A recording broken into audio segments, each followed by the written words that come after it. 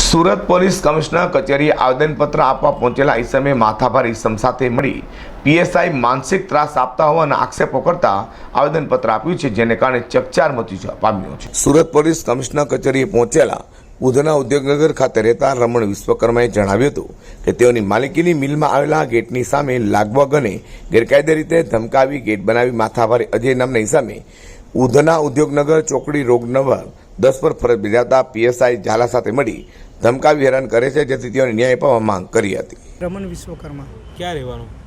ભટારમાં। શું રજૂઆત લઈને આવે છો કમિશનર કચેરી? મારું ખાતું છે ઉધનામાં, તો ત્યાં છે ને ગેટ છે અમારો વર્ષોથી, આજે લગભગ 15 દિવસથી ગેટ છે। તો ત્યાં બાજુવાળા અજયભાઈ કરીને મહેતા છે, કઈ અજયભાઈ બાજુવાળા છે ને, એ છે ને માર્જિંગની જગ્યા છે ને એમણે દિવાલ આખી બનાવી, આગળ તો બનાવી જ છે પણ મારા ગેટની સામે પણ દિવાલ બનાવે છે।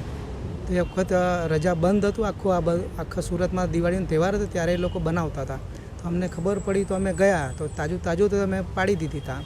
પછી પોલીસમાં એમણે મારા નામે ખોટી અરજી કરી દીધી કે મારી દિવાલ પાડી દીધી, અને પોલીસનો આપણે પીઆઈ સાહેબનો, ઝાલા સાહેબનો પણ ફોન આવે મારા પર ને મને બોલાવે છે। ને પાછા એ લોકો કાલે રાત્રે, એટલે 31 તારીખે રાત્રે પાછા એ લોકો દિવાલ બનાવવાનું રાત્રે ચાલુ કર્યું, ને બધા ગુંડાઓ બધા લગભગ 25-30 માણસો લઈને ત્યાં ગયા હતા। એટલે અમે ડરથી ત્યાં ગયા પણ નહીં, તો અમને મારતે બધા।